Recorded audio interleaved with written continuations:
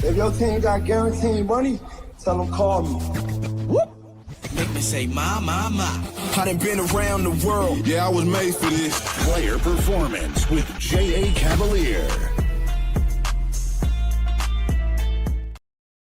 So what's going on, guys? Happy Wednesday. A pretty uneventful night for myself. 2-3 in the NBA, but I did go 4-0 in college basketball. Oddly and sadly, all three of my NBA losses were on the Sixers. First quarter, first half, and then the team total. Listen, I had the Raptors projected under 110 last night, so the handicap wasn't all that far off. It was just way more of a Raptors fade for me than it was a play on the Sixers. But the Sixers may, and I mean just may, get a chance to pay me back tonight. We're going to get to that a little bit later in the show. Best bets on the show yesterday, of course, did sweep cash the ride or die. That was the Knicks team total for me. Shark cash with KAT. That's Karl Anthony Towns. Told you to put him in SGP. Of course, we did cash. So someone wins a $200 Amazon gift card.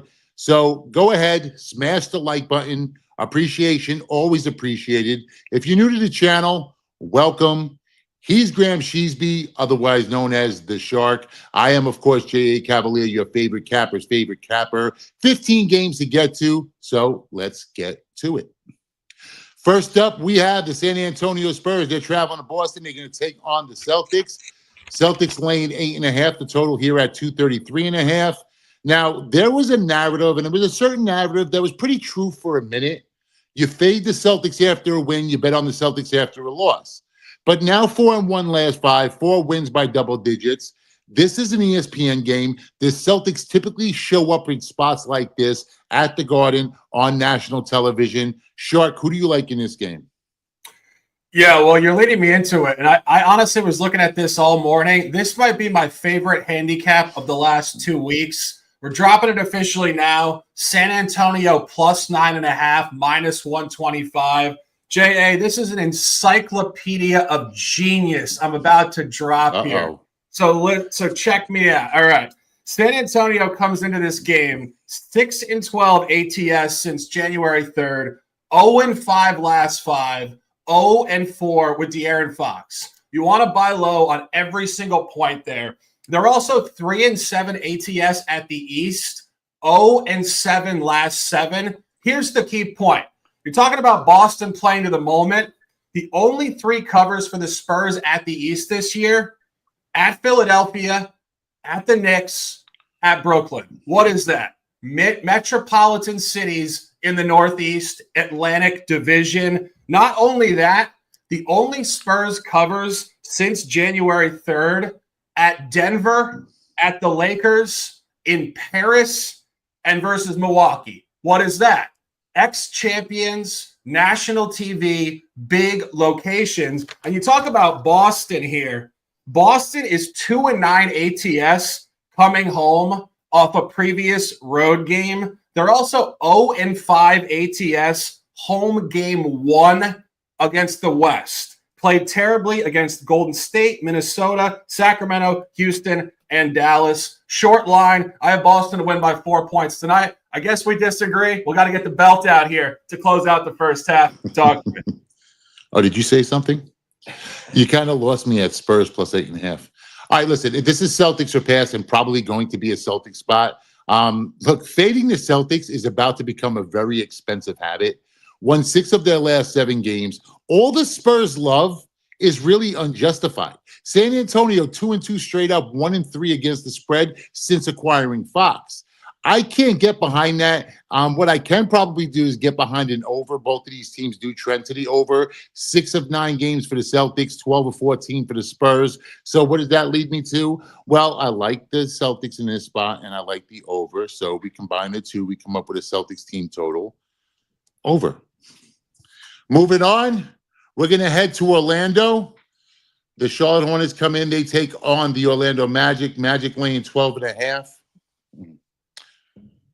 Oh, Magic laying 12.5. Total here at 204.5. Look, Suggs once again doubtful. I don't understand the report. Like, why are they playing games? Just commit. Just say he's not going to return until after the break. I can understand. I can respect that. You're resting the guy. You know, cool.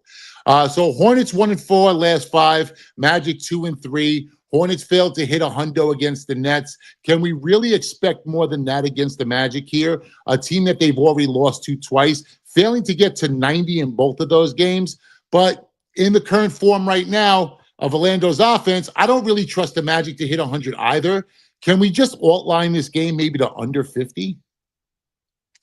I mean, this is a disaster. I have written down here, both teams total ass. And I try not to be crass on this show, but these teams are a disaster. And, we've said this for weeks now. What the hell is going on with Orlando? I mean, this is a playoff team from last year. Game 7 against Cleveland.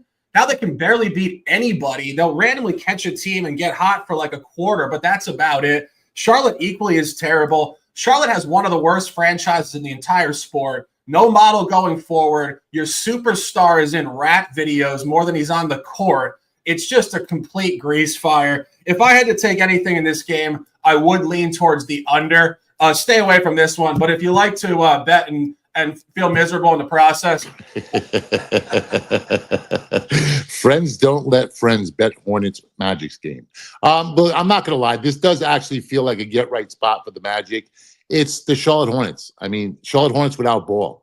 But the Magic's offense is just quite honestly fucking putrid. Charlotte, 28th in scoring. Magic, 3-11 last 14. Covered once in their last 7. But, if you needed a reason, the Magic are 7-1 straight up and ATS against Charlotte. Still doesn't do it for me. I'm moving on to the next. This is a hard pass. We have the Pacers traveling to Washington. They're going to take on the Wizards. Pacers come in 9.5 up to 10.5 point chalks. Total here at 239.5.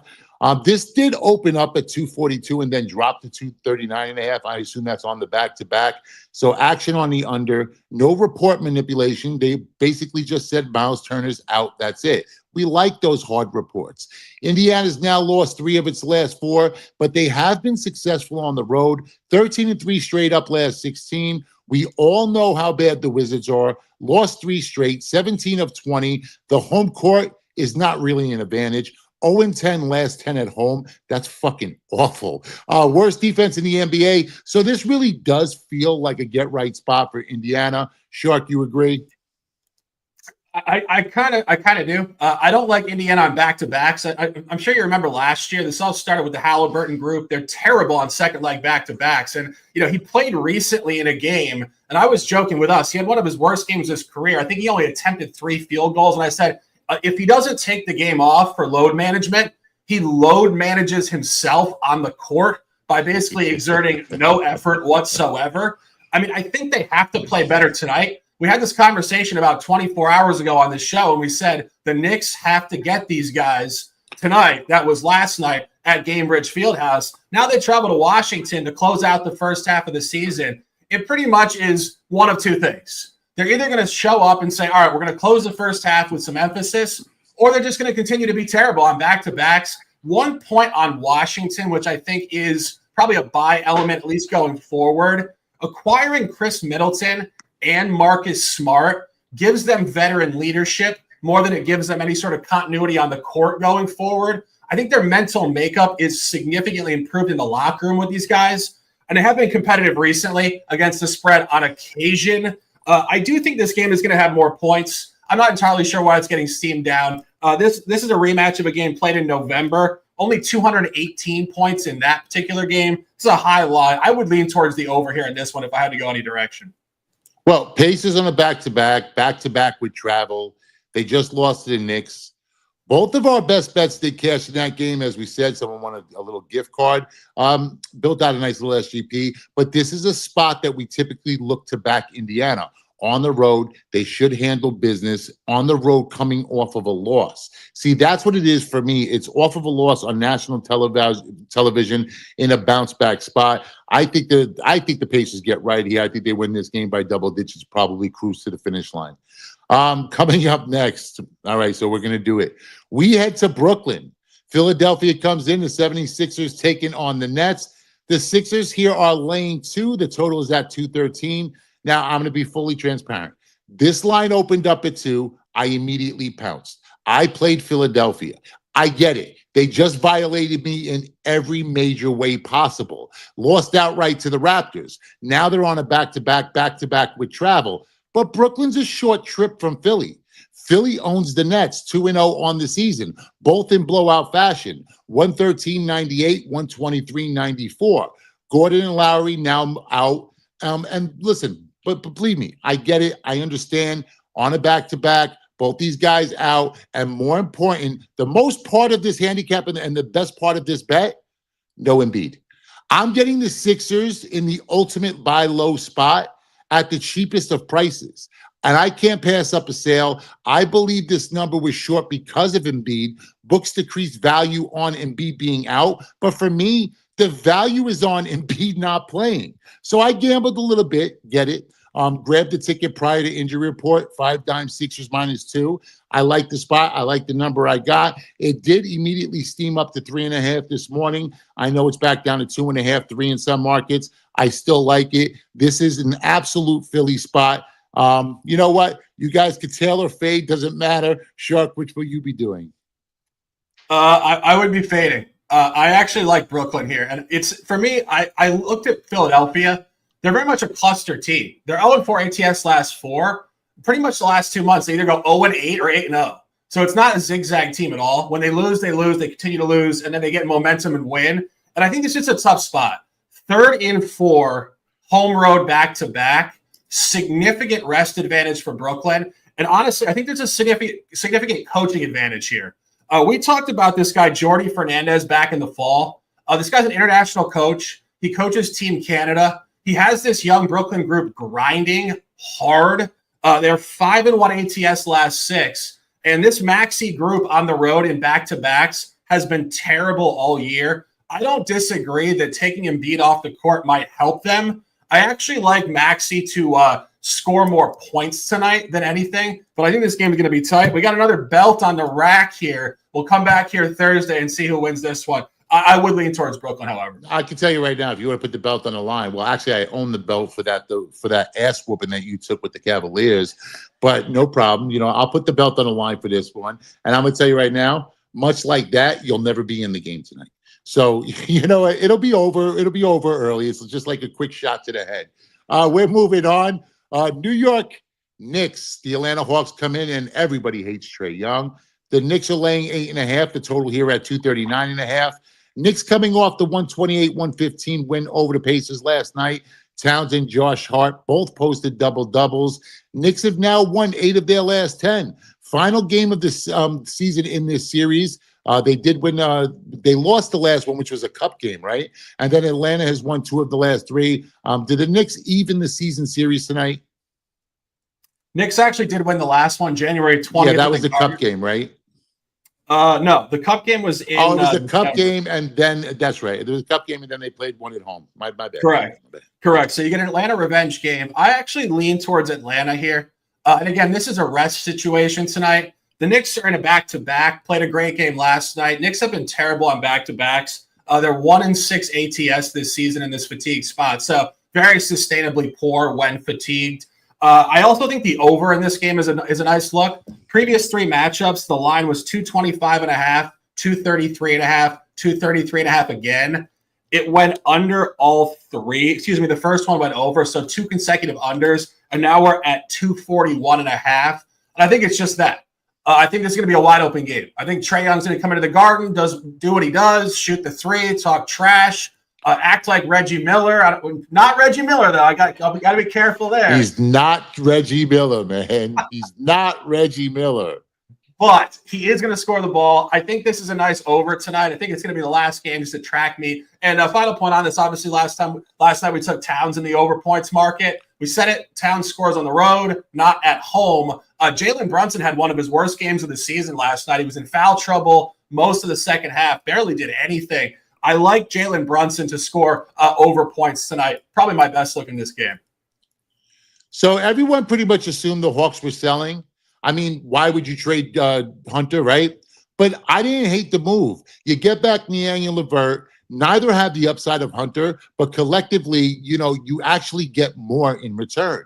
Knicks balled out last night, of course, for us in Indiana. Feels like a fade spot. Back-to-back with travel. Back-to-back with travel off of a big win, a nationally televised game. Look, I know it's the Hawks. I know it's Trae Young. I know it's Trae Young in the Garden. New York loves them some Trae Young. But this is just a thick number, too thick for me to lay it. In what feels like a letdown spot for the Knicks, I would only back the Hawks, so you and I are in lockstep with that one. Moving on, we're headed to Toronto, where the Cavaliers come in, the best team in the East. Cavaliers laying 13.5, total at 236.5. Cavaliers 4-1 last 5.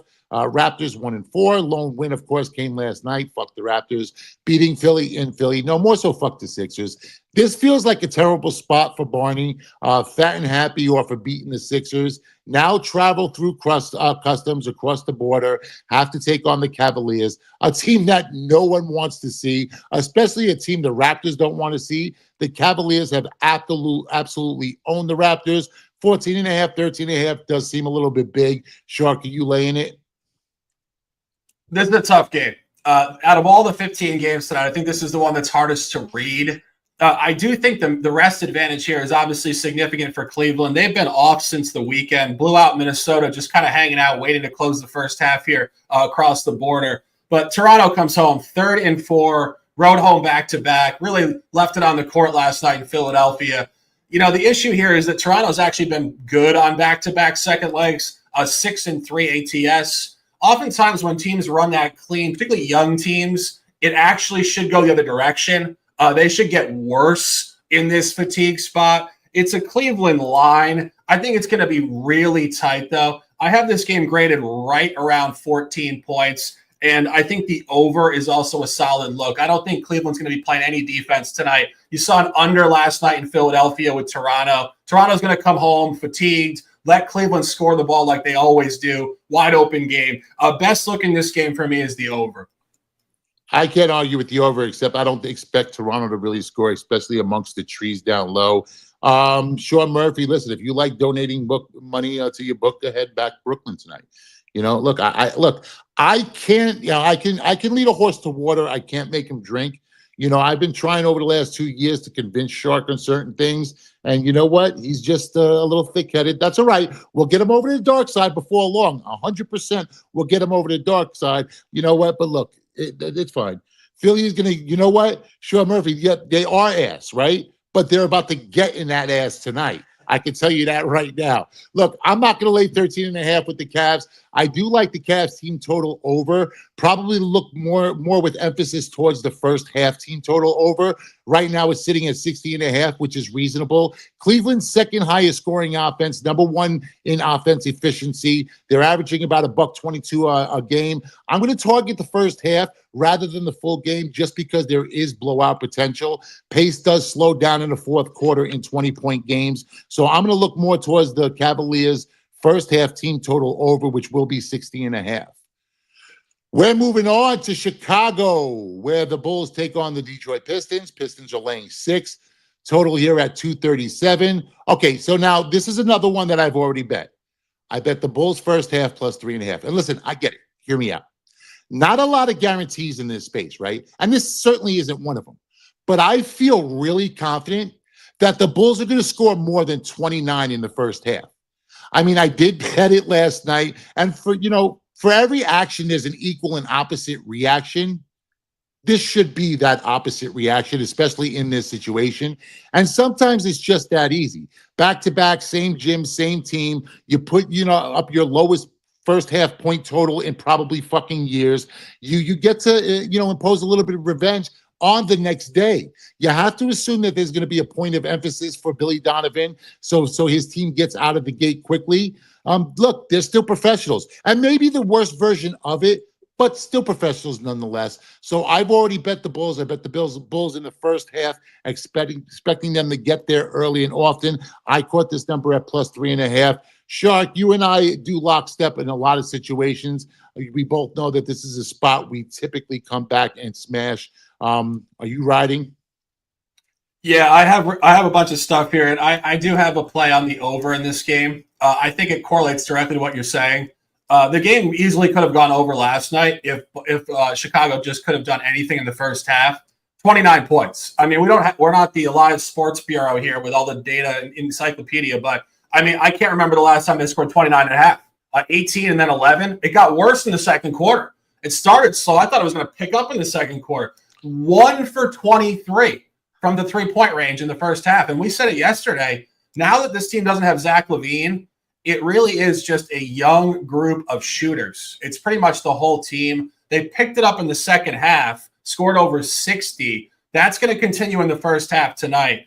Top look in this game for me is the game over, and I think correlating to your first half, I think the first half over is also a very nice look. I can't talk you off of over in this spot, except unless Chicago just comes out with emphasis and just spanks them, which I do see happening. I actually think they end up winning the first half outright, and then I don't care what happens the rest of the game. They could fall apart in the fourth quarter. All good with me. I would have already cashed my ticket. Moving on, we head to Minnesota, where the Milwaukee Bucks come in, starless Milwaukee Bucks. T-Wolves laying 6, the total here at 225. Minnesota did open as a 7-point favorite. It has dropped a couple points. The total's also dropped a couple points. Look, I get it. Giannis out, Dame questionable. On the other side, you have Ant and Conley, both questionable. Milwaukee 2-6 straight up last 8. 1-7 against the spread in those 8. Minnesota had won 3 straight. Then they ran into Cleveland, but still 8 of its last 11. Wolves in much better form right now. Shark, who are you targeting? Tough game. Really tough game. I mean, there's injuries everywhere in this game. It's Giannis is officially out. Of course, he's got a legitimate injury. Everybody else, it's kind of like, are they injured or is this just load management? We have no idea. It's on both sides of this game. And I think most noteworthy point from a scheduling standpoint for me, this is a terrible spot for Minnesota. Minnesota actually has to play tomorrow night against Oklahoma City on national TV. So you talk about the ultimate look-ahead spot, particularly without Giannis on the court. This is just your dictionary definition of an NBA trap game tonight. For that reason, I would lean towards the Bucks. I just don't see Minnesota psychologically showing up in this game tonight. And something we haven't mentioned here, we're almost 23 minutes in. These final games before the All-Star break very often lean towards underdogs. Heavy favorites just have their eyes on the future. They're on vacation. They're not showing up with Game 7 quality. A lot of these dogs tonight are live for that reason. I think the Bucks are live tonight. Yeah, of course, what he's saying is, you know what, they lean towards underdogs and 76ers. Like, that's what these spots typically lead into. We're talking about right before the break. Some teams, you know what, have already rested. They're already making some plans. You know, some of these guys are already on vacation. And I don't disagree with a lot of that. Look, I actually like the Wolves in this spot. Typically, I would look to the dogs here. But, you know, you're going to have huge edges on defense and rebounding. Gobert and Naz Reid basically control the glass. But for me to get to the window with this, I would need a lot to happen. I need Ant and Conley both in. I need Dame out. Now, I know that I'm asking for a lot, but it's what I want. You know, I want her to look like Summer Rae, get down like a Bella Danger, cook like Bobby Flay. And I'm probably asking for too much. But look, if you're going to aim high, and unicorns do exist. All right, so I'm moving on here. We're headed to New Orleans. Sacramento comes in. The Kings taking on the Pelicans. Kings laying 5, total at 238. Kings and Pelicans play back-to-back, first of 2 right now, tonight and tomorrow night. Same team, same gym. Look, I'm not going to overcomplicate this one. I'm going to bet the Kings tonight, and if by chance I lose, I'm just going to run it right back, and I'll just chase the L tomorrow. Shark, how are you looking in this spot? Tough spot. This is just one of those games where we got a lot of moving parts, and we talk about this every single time we talk about the Pelicans. How many different starting lineups can this team possibly have in one 82-game season? I have no idea. But Sacramento's trying to work out their moving parts as well. LaVine hasn't looked great. Malik Monk had a pretty hilarious quote about, is this dude ever going to hit his 3 ball with us? It was actually a great locker room quote from a couple games ago. I don't know. This game is really tight for me. I think this is a money line parlay spot. I think Sacramento wins, could be right around 5 points. Best look in the game for me is an over. This is the third matchup of the year. The first one back in December went under.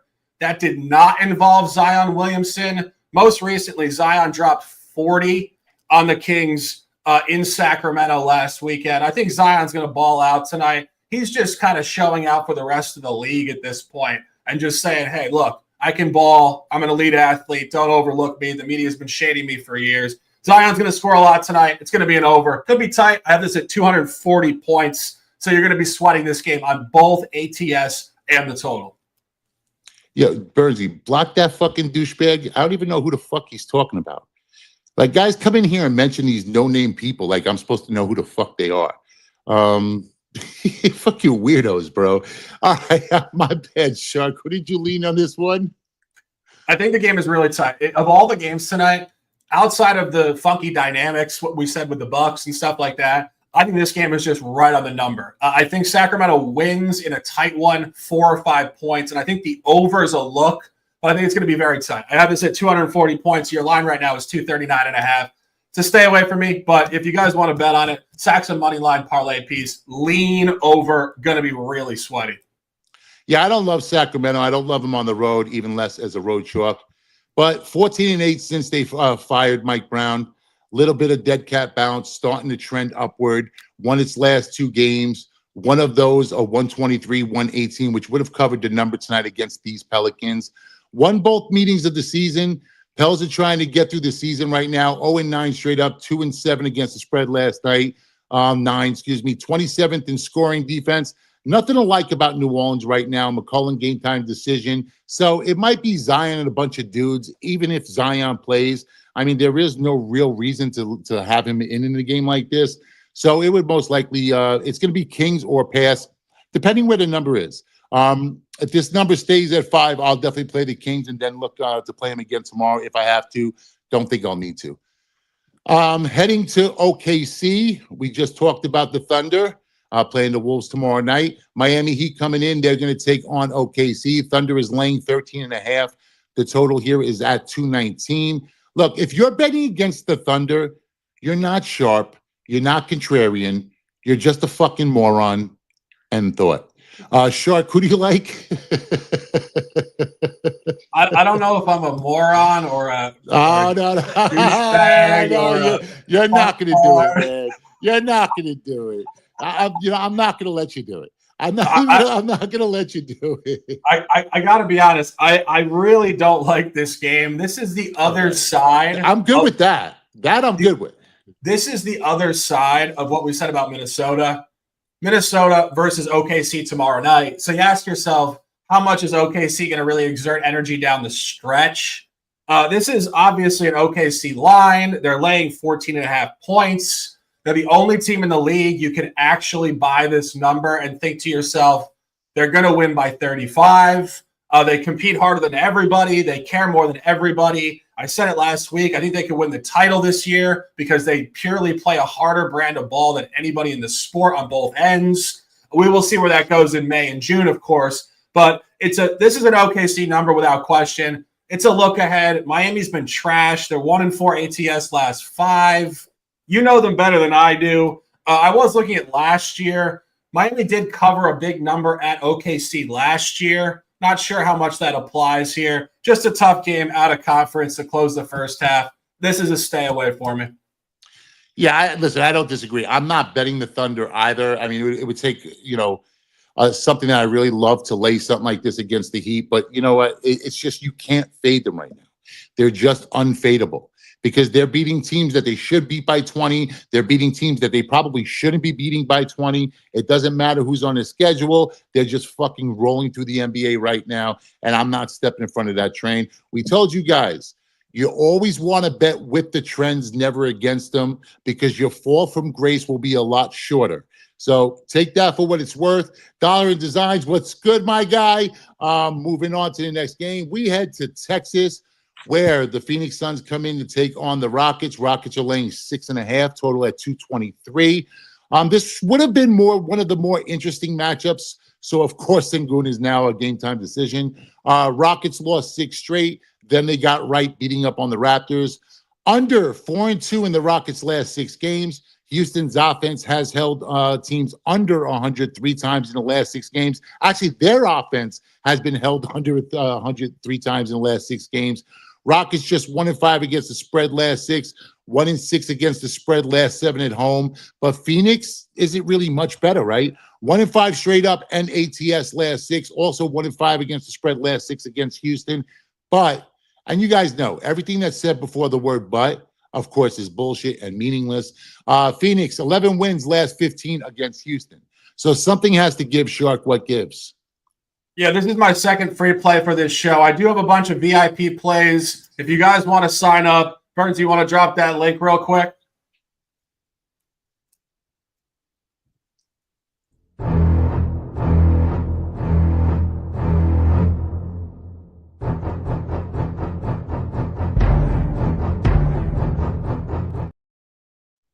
Yeah, as I said, I got 4 additional plays in VIP. Jay and I were talking about this yesterday. This is a day pass, not a week pass, because we're going into the All-Star break. We appreciate you guys immensely. Let's dominate. But let's talk about this one. We got Houston. I posted this for VIP overnight. It's another perk to VIP. You get the lines when I place them. So now we're sitting at -9 or 9.5.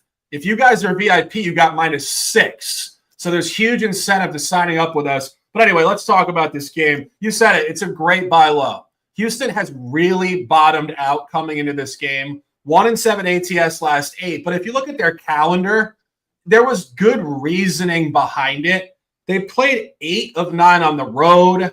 They had to play Cleveland twice, Boston, New York, a rescheduled game in Atlanta, which made them have just a jam-packed calendar. Now they finally came home. They beat Toronto, didn't cover. This is where they come up in the market. And something that I was looking at when I started to handicap this card this morning, Houston's on a front-end back-to-back. They play against the Warriors tomorrow night. Oftentimes, you don't want to back a team because they're on the front end of a back-to-back, whatever. I think you want to bet teams tonight that have a game tomorrow, because it's not their last game going on vacation. They're still locked into the calendar. And this is where you get Phoenix on the last game before the break. So they're one leg out the door here. Houston's locked in tonight, and they have to play tomorrow. And Houston's been great on the front end of a back-to-back, 8-3 ATS, 2-0 at home. And we said it yesterday before we faded Phoenix. Phoenix is just not very good. It's a huge sample. 17-25 straight up last 42.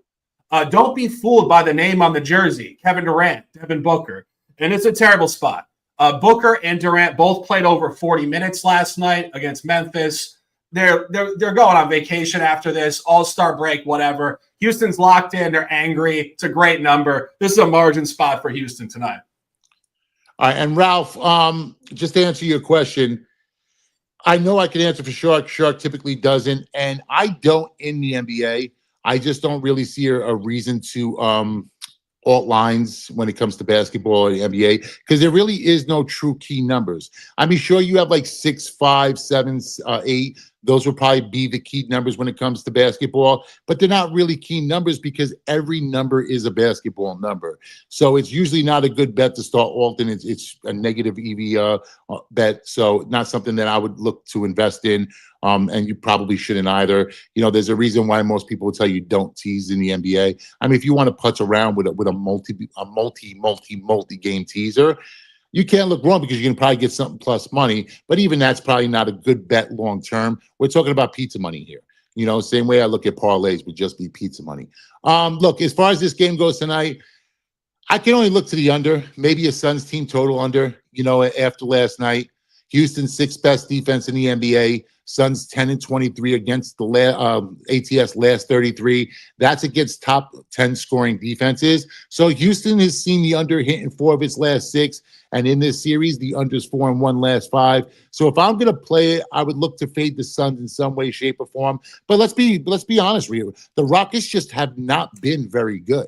The Rockets, over the last handful of games have looked atrocious. They're not scoring points. They lost to the Nets not once but twice. Matter of fact, their losses to the Nets are the reason that Shark is so jaded on Brooklyn tonight.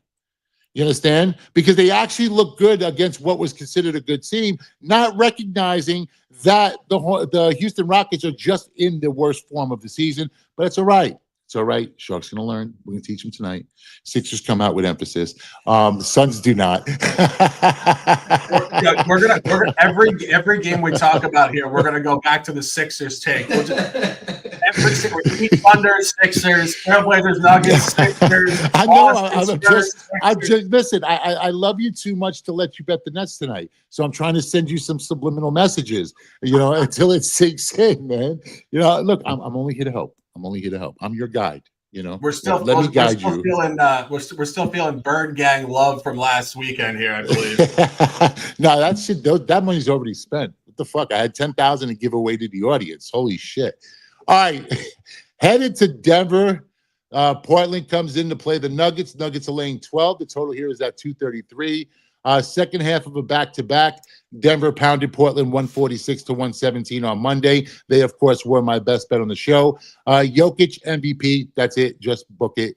Nuggets 6-0 against the spread in their last 6 home games. They have beaten Portland in 8 of 9 meetings. Shark, we said it on Monday. We expect the Blazers regression, and it's been coming. It has. And, the books agree, and they think this is another blowout tonight. The previous game, the line was 9.5 open. You get 2 games in the same gym, back-to-back, revenge game, Portland, which theoretically oftentimes leans towards a split. It's a heavier number. This is 11.5 open. Denver's been a unit at home. You said it the other night. I mean, you probably couldn't have expected 146 on 65.9% from the field. But Jokic was lighting them up the other night. I think we told people in the chat that the PRA over on Jokic looked good. This is where Denver's getting to their flow. And I think it's an interesting point, actually, in terms of the championship race going forward in the coming months. A lot of teams, Denver being one of them, looked incredibly lackluster for about 30 games. Now they look totally different. And this is going to be an incredible conversation as we go forward into the spring to see which team really emerges amongst this logjam across the league. There's so much parity. It's going to be a great playoff race, but Denver really is starting to show those signs again. Agree. My notes are simple. Denver at home until it no longer pays. End of story. All right, next up, we have the Lakers. So this was a home and home. Utah traveled to the Lakers the other night, and now the Lakers travel to Utah. Lakers are laying 7.5 to 8. Depends where you shop. This opened up at 7.5. Look, guys, this line just really smells fishy. Lakers were just laying 12 to 12.5. Now the line has adjusted 5 points. Look, I should say only 5 points. All agree the Lakers home court, not 5-point edge, right? Was Monday really just a line inflated due to the emotional high, Luka Doncic making his debut? Certainly a Jazz home road variance, a little bit of one, right? But it's not that the Jazz at home are that much more valuable. The sharp line, the sharp in me says you have to take the Jazz in this spot. Bet it, forget it. Don't watch a fucking minute of this game. But these lines smell worse than, I would imagine Bonnie Blue's crotch does after sleeping with 1,100 dudes. I'm just saying it stinks. Little septic going on there. Shark, I know you and I discussed this the other day. The line made no fucking sense when we saw it open. Does this smell just as bad to you? I'm more curious. Is Bonnie Blue a Sixers fan as well?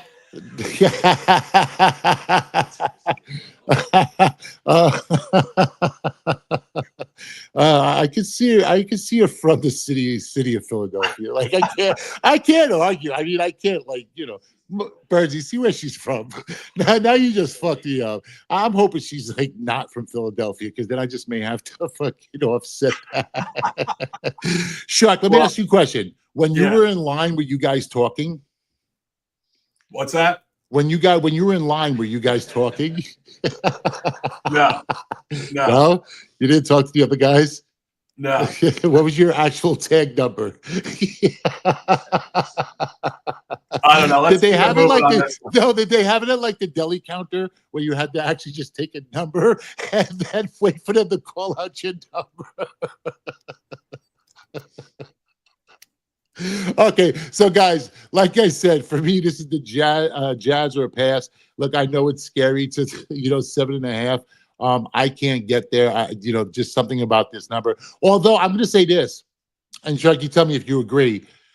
Lakers right now in their current form, an absolute top five NBA team. And I'm not saying for the season. I'm saying right now in current form, which you look what they've done over the last handful of games, which of course is a small sample size, but top 5 pretty much both ends of the court, and now they appear to be getting better. Agree, disagree? Yeah, I mean they're 12-2 straight up last 14. I think it's just JJ Redick connecting. I mean, we talked about JJ in the early season. They were about 500 through about 24 games. The guy is just a huge upgrade from Darvin Ham, and they're performing well. I will say this is just a tough spot. That's going out on a limb. But this is a tough spot for the Lakers from the standpoint. It's what I said about Phoenix. This is the Lakers' last game before the break, whereas Utah has to play tomorrow night as well versus the Clippers, I believe, or something like that. So, again, it's not so much Lakers, Jazz. It's just group psychology. The Lakers are going on vacation right after this game, and they got to play at altitude. Jazz are still locked into the first half of the season through tomorrow night. That's why it's a stinky line. I mean, you said it. Like, the Lakers probably should be favored here by double digits. Jazz actually have been pretty scrappy at home recently. They're 3-0 ATS last 3 at home. Played very competitively against Indiana and Golden State. I don't know. I got speculation on this game. The line is definitely a funky one, though. Yeah, I agree. But it would be Jazz or nothing for me. I'm probably not going to play. I probably do leave it alone. Maybe I sprinkle a little bit on the Jazz just to see. Listen, they've actually also looked good or looked better at home, and they have been covering numbers at home with marketing in the lineup along with as long as Collins, Kessler, and you have the whole crew there. So if I get everybody in and I get Clarkson in, I think Sexton is the only one who's supposed to be out tonight. If I get everybody else healthy, I have no problem. Look, on Monday, you know what we did? We cashed with the Jazz team total over, and they started off slow through 3 quarters, so we really cashed that in the 4th. I think they get there easier at home in altitude. So maybe we just wash, rinse, repeat. Jazz team total over. Moving on to Dallas. Golden State comes in. Warriors laying 5.5. The total here at 233.5. Now, this line steamed towards Golden State. Total dropped 5 full points, obviously due to the injury report. Both teams were busy at the deadline. Jimmy has looked pretty fucking good in a Warrior uniform. I can't lie. Last time out, 29-6, filling up the stat score. Look, maybe just the piece that they needed, right? So all of a sudden, the narrative is, I hate Jimmy. Look, I don't. Yes, I was driving the fuck Jimmy train right out of town. I'm a Heat fan. He was my guy. And I love those 90s throwback players. Shuck, I do, right? Butler, DeRozan, they hustle for loose balls, bang bodies on defense, get to the lane, shoot the mid-range, occasional 3 when available. It was his exit interview for me. He just kept driving the price of the stock down. Look, I can't believe I'm going to agree with Kevin Garnett, but if you want out, go fucking full beast mode. Show him playoff Jimmy. Flirt with the league, man. How do bottle service girls get bigger fucking tips? You tease them. You make them think they have a chance. You show a little ass, shake a little ass, get them to spend a little bit more money. And that's all I'm saying. Help us get the most in return. Anyway, for me, this is Warriors or pass. Everybody who is over 6'8" in size is out for the Dallas Mavericks tonight. So the Warriors are just going to absolutely feast at the glass, should control the boards on both ends. I can only see Warriors or pass. Shark, who do you like? Yeah, I mean, this is a national game, actually. ESPN here at 9:30. That is, I believe, 8:30 in Dallas. And, I have a VIP play in this. This is an interesting point for Golden State. Golden State currently sitting in the 10th seed, only 2.5 back of the 6. So this is where I was saying with Denver. Denver, of course, far more advanced in the standings, but there's going to be a lot of movement in the second half of the season within the West and the East. So a lot of stuff here, but guys, please sign up in VIP to see what we have here for this particular game. Kennedy says bottle girls better than the dancers at times. Not at times, usually. Yeah, just usually. Usually the bottle girls are better, definitely better looking at least. All right, well, that was it. Oh, we have one more on the night. Shark, give me a promo one more time. Tell them exactly what they can get today. Tell them how many plays that you're on. How many officials do you have? How many times have you been to the window today? 6 official plays. I think I've given you guys 2 on here. It is the second to last day before the All-Star break, so we're doing day passes as opposed to month passes for this duration. And it is $29.99 on this show only. You get 6 plays I dropped 2 here. We're going to cash tonight. Please click the link and join us. There you goes, guys. We're putting one in the comments. We'll also have the link in the description below. Got more into it and out of it with the games today. We do have one more coming up only because there was 15 on the board. I didn't want to keep you guys on here for 3 hours. You guys know once I get going, it's hard to stop me. Memphis travels to L.A. Grizzlies taking on the Clippers. The Clippers are laying 4.5, total at 237.5. So L.A. did open up at 3.5. It swung up a little bit. Grizzlies have now won 11 of 13, covered 7 of their last 10. Clippers have dominated this series, though. Memphis 0-4 straight up last 4 against L.A., includes a loss on December 23rd. I have nothing here, but for me, this line just screams L.A., so it seems like a Clippers spot, especially with the current form of the Memphis Grizzlies. This line to tick up. All sharps are coming in, hammering the Clippers. Shark, are you hammering the Clippers as well? I'm not, but I definitely think it's a Clippers line. I was actually very surprised to see this line at this point. I thought that Memphis would be right around a pick 'em, and they're not. So the books really like the Clippers. I don't like the fact that Memphis is actually 7-1 ATS, second leg back-to-back. So this Memphis team is just turned up at a higher level, and we've been saying this all year. I was saying this last year too. When Memphis comes back, this is as of last year with Ja and these guys, they're going to be more angry than any team in the league because they lost an entire season, basically. They're not taking games off. That game that was played back in December in Memphis, very weird game, actually. Memphis lost by 4 as a 4.5-point home favorite, so the same home weighting as you're getting tonight for the Clippers. It was just a bizarre game. The teams had the exact same amount of free throws. Memphis attempted 3 more field goal attempts, and Memphis actually won the 3-point gap by 21 points. I'm not even exaggerating. I looked at this box score for like 5 minutes, and I was trying to figure out how the hell did they lose this game? Again, more shots, 20 plus 21 threes, and they still lost by 4. A very bizarre game. And I think that ultimately tonight you could see another bizarre game where Memphis could squeak it out in a tight cover. Just a tough game. Closing the first half. Clippers play tomorrow. Just a weird game. All right, so real quick from the comments, Zach and Ali, I'm going to give you guys a little homework assignment. I want you to go back. I want you to do some research, and I want you to tell me what the Nets record was this season with Ben Simmons on the court leading the offense. That's all I'm going to say. Ben Simmons is not trash. He just doesn't put the ball in the hole. That's it. But he does everything else on the court at a high level. And if you have ever watched Ben Simmons play, you would know that everything he does on the court, he does right, except score the ball. He's just scared to shoot.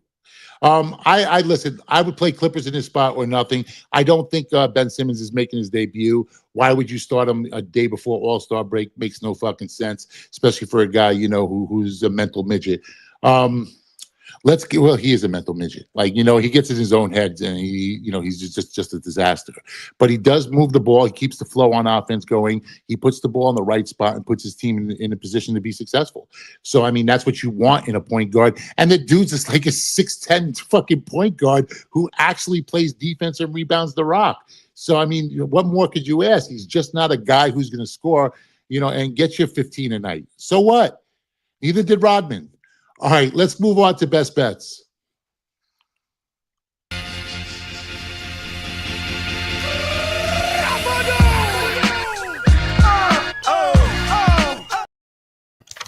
All right, Shark, I'm going to give you the honors. You give us your best bet first.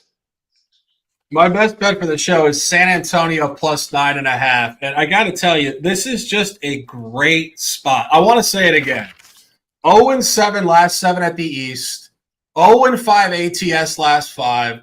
0-4 with De'Aaron Fox, but they show up in big moments, national TV against contenders and champions from yesteryear, and they're 3-0 ATS in Philadelphia, Manhattan, and Brooklyn.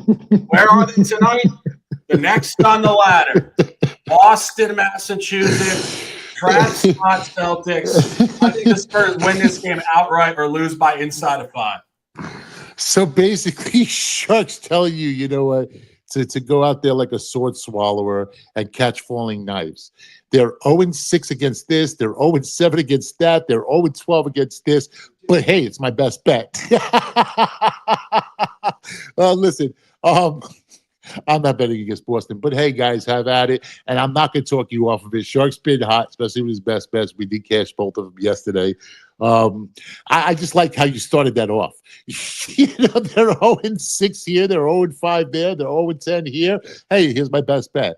For my best bet for the show, I'm going to give you 2 because I bet both of them already. I like the Bulls in the first half plus the 3.5, and I like the Philadelphia 76ers. Laying the 2, laying the 3. I'm good with that up to 4. I did bet it last night trying to get ahead of the numbers. Yes, I get there on a back-to-back. But you know what? With no Embiid in it, I expect much better flow in the offense. And Embiid had a chance to send that game to overtime last night for as bad as they fucking played. And he just turned the ball over. He literally dribbled the ball off his own fucking back. I don't think I've ever seen that from a 7-footer in my life. I don't think I would ever see that again from a 7-footer in my life. It was just the most awkward fucking thing. First off, shook. He is completely fucking shook. He absolutely has no business playing basketball right now. And you guys know that I am a firm, strong Embiid backer, but he had a wide open 3. He passed up a wide open fucking 3. There was not anyone within 5 to 10 feet from him. He could have shot that, had a cigarette. You know what? Came back and shot it again before anybody even approached him on the line. He passed it up to try and dribble into the lane, and he literally dribbled the fucking ball off his back. You fucking bum. All right, let's move on to Q&A.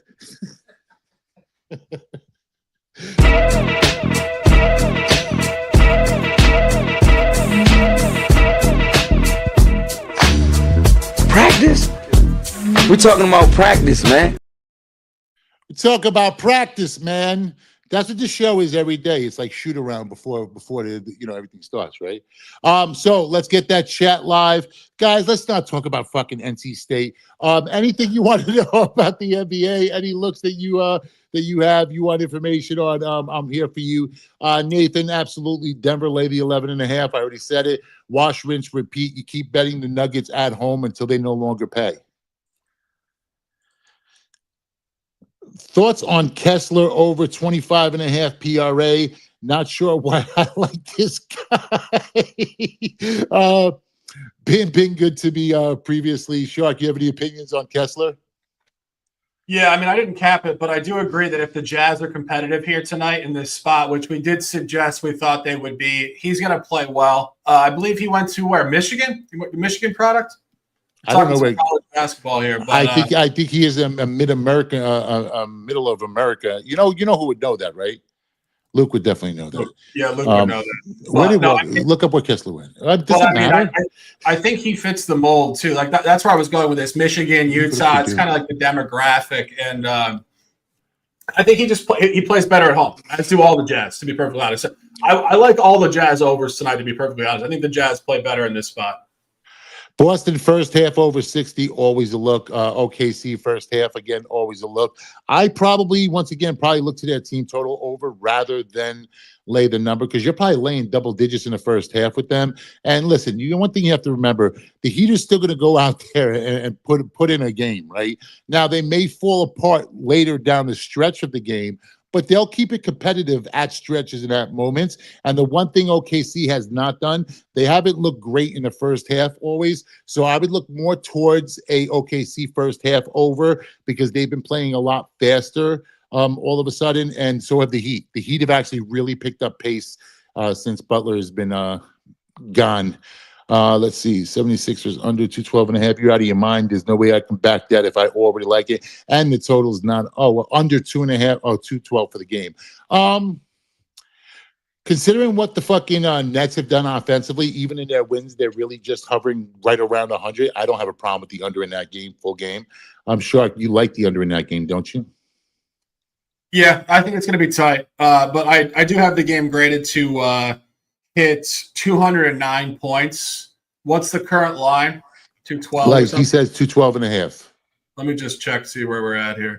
And while he's looking at that, DeAndre Hunter, good for the Cavs. Yes, I do agree. Listen, I agree with the move for both teams. All I'm saying is I don't think the Hawks were selling just because they let go of Hunter. You know, Hunter has missed quite a bit of games, and they did get back 2 more than serviceable players in return. Niang, more of a defensive guy, right? But he does come through in certain spots offensively, and he's a gamer, right? That's more important than anything else. A guy that you can count on to be out there every single night, because that's what Niang does. And LeVert, when healthy, and you know what? He can shoot with the best of them. So I don't have a problem with that move. What did you now? You looked up your notes, Chuck. What were you feeling about that under? Yeah, it's at 212.5 now on DraftKings. I think that's an under. It's going to be tight, though. I think the game finishes somewhere right around like 105 to 104. All right. Is the YouTube special still going? What else do we have? Guys, let's go. Any other questions? Any other questions?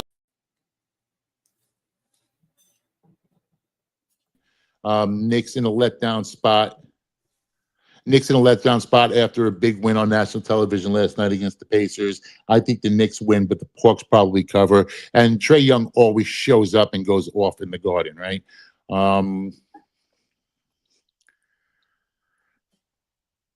I don't think so, man. I think the Jazz get up and over. Shark also is leaning towards the Jazz. I think this line is ugly, man. This line really does speak to a Jazz cover. I think the injury report was starting to stack up for LA as well, which isn't abnormal, right? But no more Anthony Day-to-Day Davis on the fucking Laker report. So I don't know. I don't, I like the Thunder in this spot. First off, the line is a Jazz number, right? And we already know what the Jazz do at home. They're going to score points. This line has gone up to 9.5. So when I first looked at this game was at 7.5, and it just stunk. 9.5 makes a little bit more sense. But I still think it's a Jazz spot. But rather than playing the Jazz, and catching the 9.5, I'd rather go up and over the Jazz team total. They did hit that in their last game, and they hit that in 2 of 3 games against the Lakers this year. They put up 118 in the first game of the season, which was in November. So I would like the Jazz team total over rather than the points. Shark, you were targeting the Jazz plus the points, or just player props there? No, I think it's a Jazz spot. I mean, as we said, it's a terrible spot for the Lakers. Another thing that I didn't mention before, but this is Luka's first road game with the Lakers. He said he was trying to figure it out, like in crypto.com. He was a little nervous. If you watch the game, he didn't look particularly great. I thought, like, in terms of the actual on-court chemistry, a couple lob passes that were nowhere near the intended receiver, if you want to call it that. I think LeBron was supposed to get one. I just think you're going to see. I think that what you saw the other night is potentially going to be fool's gold. I think the Lakers are going to hit a bit of a downturn here as they try to figure out how to really play ball with Luka going forward. So I think what you saw initially is not necessarily what you're going to see going forward. SJ, no, I don't think that Maxey was taking it easy yesterday. I think Maxey, when on the court, looks up to Embiid, looks at Embiid like big brother. He is the guy that kind of, helped him navigate the waters, so to speak, when he first came into the league. So he does look at Embiid, and Maxey loves Embiid, right? Like there's nothing, no hate there. So when Embiid's on the court, Maxey just seems to defer. And what Embiid really needs to do is be more of a man and just step up and say, listen, youngin, this is your fucking team. You take over, you control it, because we're at our best when you're running the show and the offense is flowing through you. And you saw that last night. Listen, there's a reason why 5 Raptors on the court, and nobody felt the reason to stay within 10 feet of Embiid. And Embiid was so scared off that 3-point line. Like, I've never seen it. Like, literally just fear in a man's eyes. He double clutched that and then tried to go into the hole and tried to go to contact or tried to go to problems when there wasn't any. Even the old Embiid, even if he doesn't catch that in rhythm, what he typically does is he dribbles once, gets himself into a rhythm, takes a step up, and pops it from maybe the top of the key or the foul line. I mean, But honestly, he was just flat out scared to take that shot last night.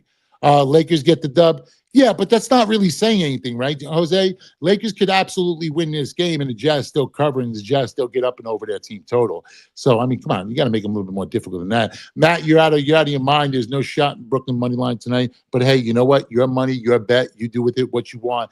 If you enjoy losing money, yeah, go for it. Watching that dribble off his back was something. Yeah, that was ridiculous. 76ers and Orlando is on the do not bet. I don't have a do not bet list. Listen, I'm going to look at my spots. I'm going to play my spots. Doesn't matter what they did game prior. I'm never going to be scared off of my spots because that's how I've been successful for the last 20 plus years. So you know what? Sometimes I do have to readjust, a model or a number. But outside of that, I'm not going to be scared to play, a situation or a team that I like. You have any opinion on this? Clippers, Grizzlies under? No, but I do want to jump off what you just said. We were joking before the show yesterday when people were saying ban Orlando, ban this. And I said, if you've been betting long enough, you'd have the whole league banned. Right. Because at some point over the course of a decade plus, there's going to be a team that just doesn't perform and you get angry at them and you say, I'm done. That's what, and somebody was saying before, what does buy low mean? That's what buy low means. You want to find teams that are undervalued in the market, about to improve. You don't want to. He means the 76ers tonight. They're undervalued tonight. Well, they are 0-4 last four. They are 0-4 last four. I'll give you that. But that's a strategic point. It's purely statistical. It's not about the players and the coaches. You want to find teams that are about to improve, not teams that are already scorching hot, probably going to get a little worse because they're not going to cover 100% going forward. So always consider that. The law of averages: sell high, buy low. Yeah, if your thought process is that, you flip a coin enough times, it's going to come out 50-50, right? Well, it's really not. It's probably going to come out, 52, 53%, right? But you're not going to get flip one heads, flip two tails, flip three heads, four tails, and back and forth. You're going to get variance, right? You're probably going to get 7 to 10 on heads, and all of a sudden it comes back the other way, then goes back the other way, and you're going to get multiple games. So what you're doing is you're hoping within these game flows that you're catching the best of the best of the best number, and that's what I feel like I'm catching tonight with the Sixers. All jokes aside, listen, you're going to have cappers where one capper handicaps a game and sees it through one angle, and then I'm finding a number and I like it through another. It doesn't make a difference on who's better or who's not. And if I beat him tonight or he beats me tonight, it's not about being better. It's just about his angle on this particular game, and I play the spot that I like to play. And as long as you do and stay within these spots that have been paying you through the years, you're generally going to find spots and situations where you become successful. So, the biggest difference between sharps and squares or sharps and the public is really just experience. And by experience, you know what that means? Money lost, mistakes made. You don't learn from winning, you learn from losing, right? You can only learn from losing. And you can only learn from mistakes, because when you're winning and things are going well, there's nothing to learn. There's nothing to improve on. So you don't do the work to get better because you already feel like you're fucking King Kong, right? Beating your chest. So it's really just experience. And that gap between sharp and public is narrowing by the day. It's really more so about the people who want to go out there and do the work and those who want to be lazy and not do the work, right? And, you can't gain in a couple years worth of experience what I've built up through 25 plus years, you know what I mean, of just betting. It's just not possible other than to have that experience and to learn, which is why we always tell you this. If you're going to bet, please do so responsibly. Bet with your heads not above it. Learn to manage your bankroll, most important thing. Play and stay within your means at all time. You come out to shows like this and you hear me talk big about a game. So I have 5 dimes on the Sixers tonight, or I have 5 dimes on the Bulls first half. It doesn't make a difference. That's my money. My money is not your money. Just because you buy in and you listen to me, my Bentley doesn't all of a sudden become your Bentley. My home isn't your home. My wardrobe isn't your wardrobe. My jewelry isn't your jewelry. You stay within your means. You do what's comfortable for you. And that's the bottom line. You know what I mean? And that's what I want you guys, first, foremost, most important, is don't think that just any game there's no shot of this game losing. Like, I'll fuck with Shark all day long and talk trash about, like, when we get off of this, we're still going to be going at it about this Knicks-Sixers game, via chat and via text, right? But that's just us doing what we do. Well, you know what? But if I lose this, I'm going to be on to the next one. It's no big deal. I'm never going to bet more than I can lose. So you guys have to stay within that, and you guys have to make sure that you're comfortable with what you're playing and you stay within your means. And if you're looking at sports gambling as a way to pay your mortgage, not for you, man. Not for you.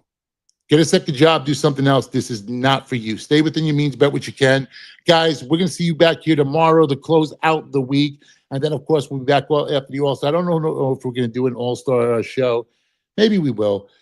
A little three-man show. I mean, I don't typically play or invest at all in All-Star Week. More so, I go to All-Star Week. It's not just something that I'm going to invest in.